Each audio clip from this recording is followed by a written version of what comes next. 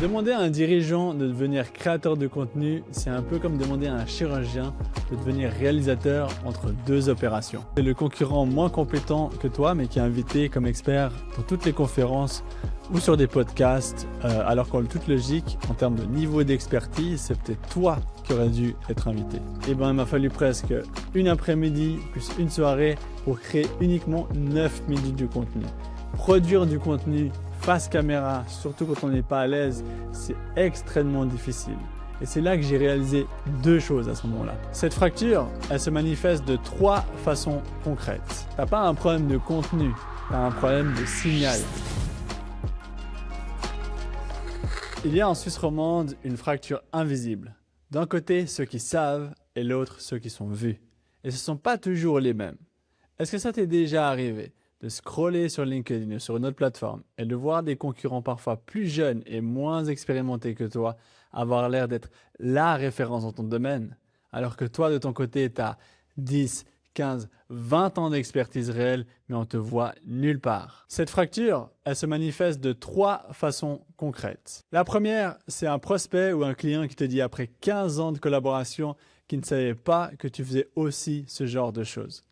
La deuxième, c'est un concurrent moins compétent que toi, mais qui est invité comme expert dans toutes les conférences où c'est toi qui aurais dû être. Et la troisième, c'est cette petite voix dans ta tête qui te dit pour te rassurer, de toute façon, mes clients me connaissent déjà. J'ai pas besoin de communiquer. Sauf que le problème, c'est que ça fait un bon bout de temps que tu n'as pas eu un nouveau client qui vient en dehors de ton réseau direct. Bienvenue sur Terrain Brut, je m'appelle Blaise de Palan, cofondateur de Cinephile Media où nous bâtissons en Suisse romande ce que l'on appelle le signal d'expert. Il s'agit d'un média d'autorité pour les dirigeants et PME qui ont l'expertise mais pas la visibilité. Avec Terrain Brut, ma mission est de rendre visibles ceux qui savent par l'expérience. Dans cet épisode du podcast, je vais te montrer la différence entre produire et émettre ton signal expert et aussi pourquoi produire du contenu ça t'épuise et finalement on va regarder qu'est-ce que toi tu peux faire à la place. Ces 10 dernières années, il m'est arrivé très souvent de me retrouver dans cette situation où je regardais un autre créateur de contenu sur Instagram, sur LinkedIn, sur YouTube et de me dire ça je pourrais très bien le faire moi aussi. Et je me disais voilà, il faut que je m'y mette. Mais à cause de ce foutu syndrome de l'imposteur, j'ai parfois repoussé pendant des mois toutes ces vidéos, tous ces contenus que je voyais les autres faire et que moi aussi je voulais faire. Et c'est exactement ce qui s'est passé aussi avec ce podcast Terrain Brut parce que pendant longtemps, je me suis focalisé sur écrire en anglais sur des thématiques comme l'introspection et la connaissance de soi parce que ça a toujours été un sujet qui m'a énormément intéressé. Et en vérité, je voyais des tonnes d'autres créateurs de contenu qui partageaient leur expertise sur la vidéo, la photo, le podcast et la création de contenu de marques en général sur les réseaux. Et pendant longtemps, je me suis bridé parce que je pensais simplement que j'en savais pas assez. Et c'est seulement l'année dernière où j'ai eu plusieurs personnes en l'espace de quelques semaines qui sont venues me contacter pour avoir des conseils sur comment lancer leur podcast. Et c'est là que j'ai commencé à me dire qu'il y avait un petit quelque chose à faire et j'avais envie de faire évoluer mon podcast, ma création de contenu en anglais vers la création de contenu en français pour m'adresser à un marché francophone et plus spécialement le marché suisse romande, là où je viens, là où j'ai grandi. Et pour toi qui es expert, après avoir fait ce constat, tout comme moi, qu'il fallait que tu t'y mettes, tu n'as certainement ni l'expertise ni l'envie de devenir créateur de contenu. Donc tu fais face à ce que moi j'appelle la fracture invisible. Cette fracture, c'est la différence entre l'expertise réelle d'un côté et la visibilité de l'autre. Il y a ceux qui savent et de l'autre, il y a ceux qui sont moins bons mais qui sont plus visibles. Et en réalité, ce n'est pas toujours ceux qui sont le plus visibles qui sont les meilleurs experts. Et cette fracture, pour toi en tant que dirigeant ou expert, tu l'expérimentes de trois façons très concrètes. La première, c'est que tu as vu un client avec qui tu collabores et te dire « je ne savais pas que tu faisais ça ». Et j'ai un exemple assez concret que j'ai vécu directement avec un client à moi qui travaille dans l'immobilier sur la place Genevoise. On échangeait à la fin d'un rendez-vous et lui me disait qu'il avait vu un potentiel client, un prospect, qui était venu dans ses locaux et qui, à la fin du rendez-vous, il était hyper surpris de tout le panel de prestations qu'il pouvait réaliser et il lui a sorti la fameuse phrase « Ah, mais je ne savais pas que tu pouvais faire ça ». Alors que lui, c'est son corps métier depuis 15-20 ans. Et la vérité, c'est que simplement, comme il n'était pas visible, forcément, les gens qui cherchent et qui ensuite vont rencontrer l'expert ou l'entreprise, ils découvrent tout plein de choses qu'ils peuvent faire qui pourraient être justement partagées directement en ligne pour être visible et montrer son expertise et son savoir-faire. Le deuxième symptôme, c'est le concurrent moins compétent que toi, mais qui est invité comme expert dans toutes les conférences ou sur des podcasts, alors qu'en toute logique, en termes de niveau d'expertise, c'est peut-être toi qui aurais dû être invité. Et le troisième symptôme, c'est ce sentiment un peu diffus, persistant, mais que tu essayes d'ignorer, mais qui revient constamment, c'est se dire que mes clients, ils me connaissent et j'ai pas besoin de communiquer. Alors même si c'est vrai, la vraie question à se poser, c'est que ça fait combien de temps que tu n'as pas eu un nouveau client qui venait au-delà de ton réseau, au-delà de ton cercle et au-delà du simple bouche à oreille. Et c'est exactement à ce moment-là que la plupart des dirigeants, des experts se retrouvent piégés dans ce que j'appelle cette fausse alternative. Parce qu'à ce moment-là, tu as certainement l'impression d'avoir uniquement deux options. La première, c'est de devenir créateur de contenu. Donc, s'occuper de la caméra, du script, de publication, de ligne éditoriale, tourner, faire des miniatures, penser aux algorithmes. En gros, tu es en train de devenir un média business à côté de ton business principal.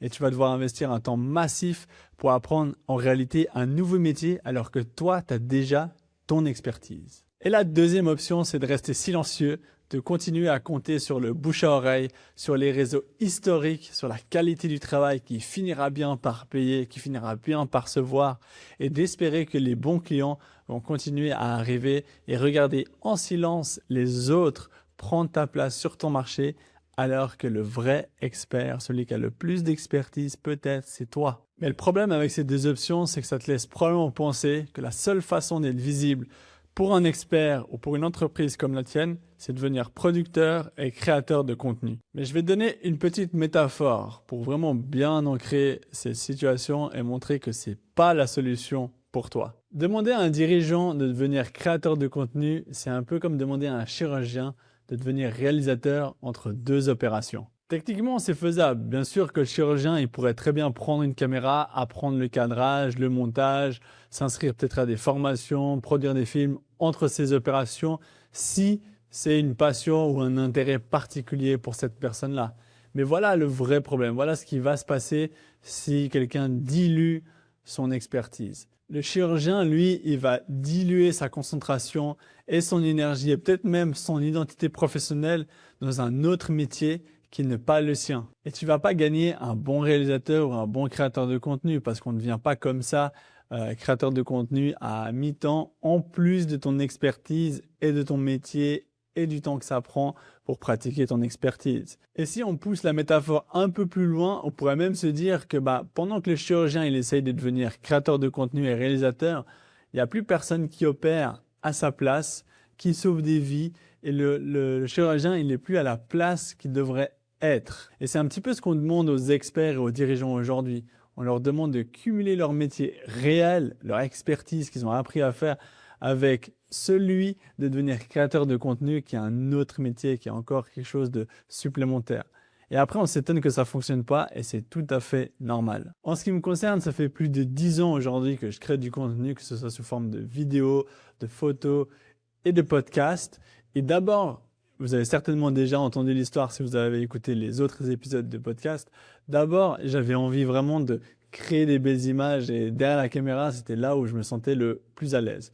Mais après, à un certain moment, j'ai commencé à avoir envie de partager mon histoire, partager les choses que j'apprenais et ces choses que j'ai voulu faire en 2019 lorsque j'ai voulu passer, non plus rester derrière la caméra, mais passer devant la caméra pour parler et exprimer un petit peu les choses que j'avais envie de partager.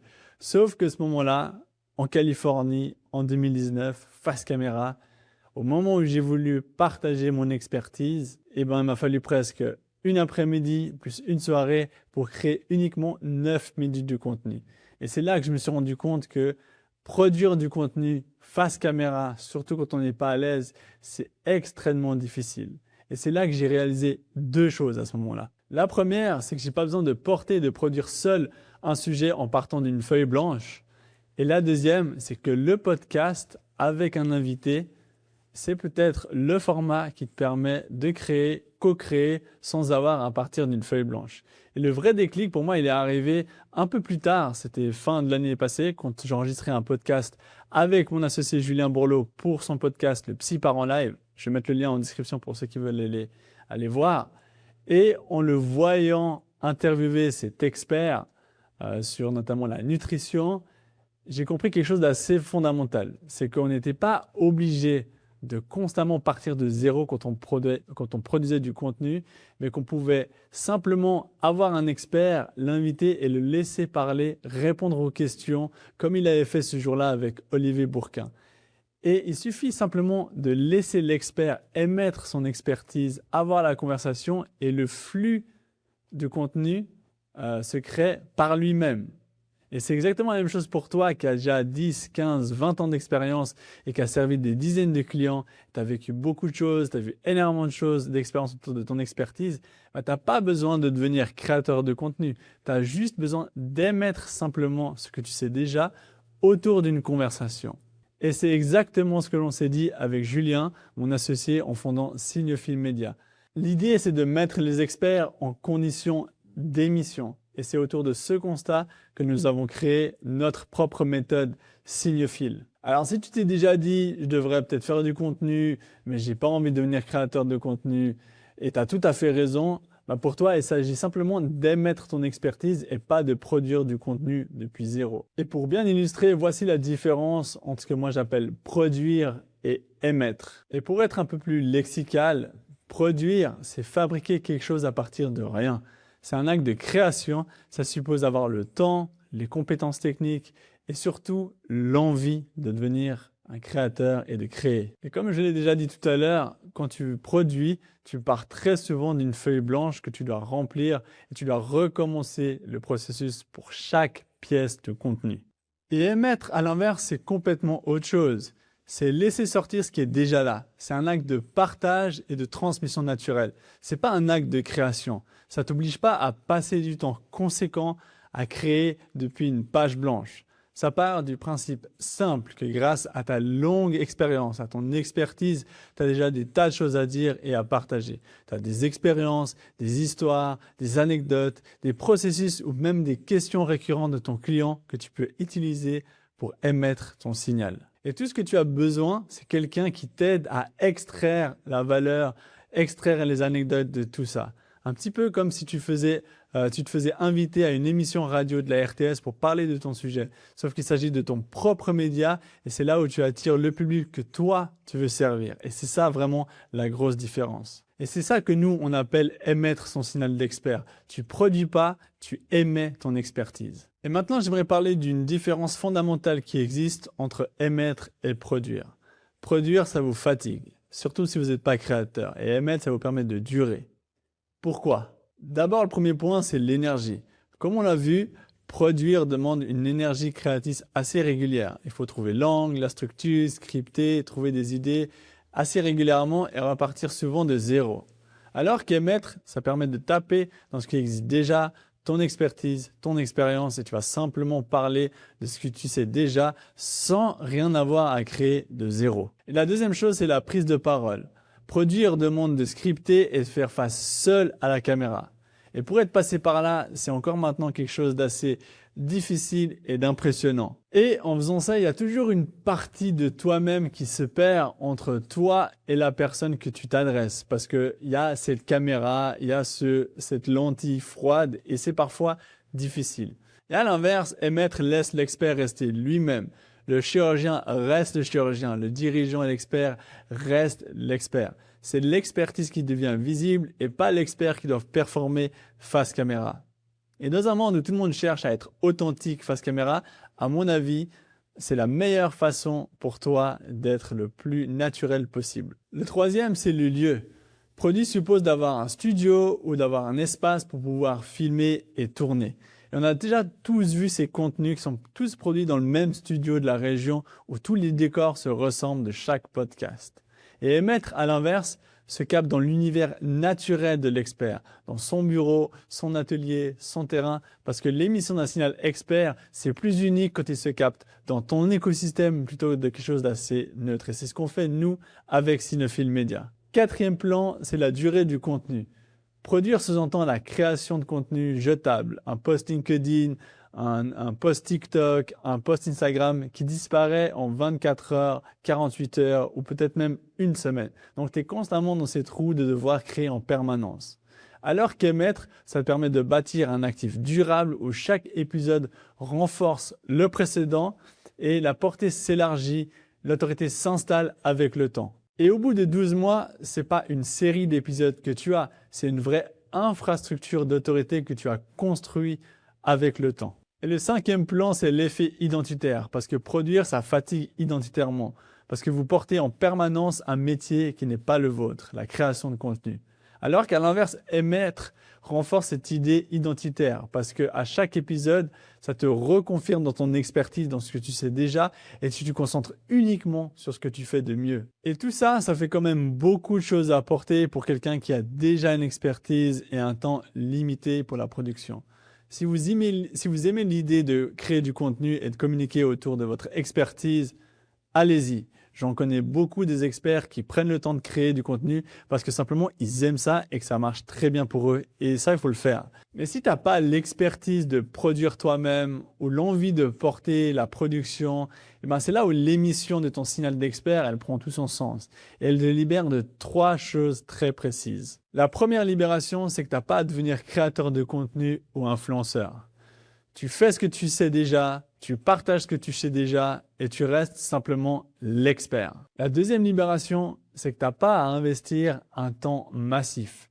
L'émission ne te demande pas 3 heures par semaine.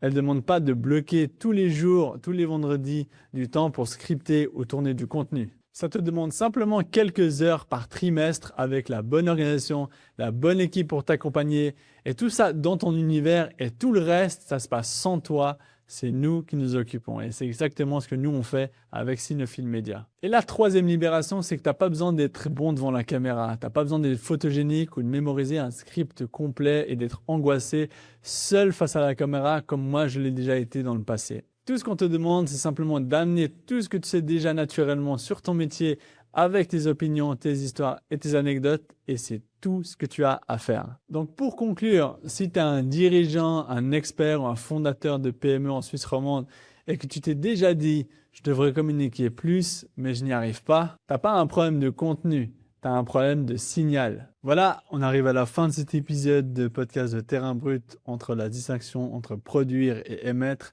J'espère que cela vous a parlé. Si vous avez aimé, n'hésitez pas à vous abonner au podcast Terrain Brut et partager cet épisode avec quelqu'un qui pourrait être intéressé. Et rappelez-vous que si vous avez l'expertise, vous méritez votre propre signal. À bientôt sur Terrain Brut. Ciao!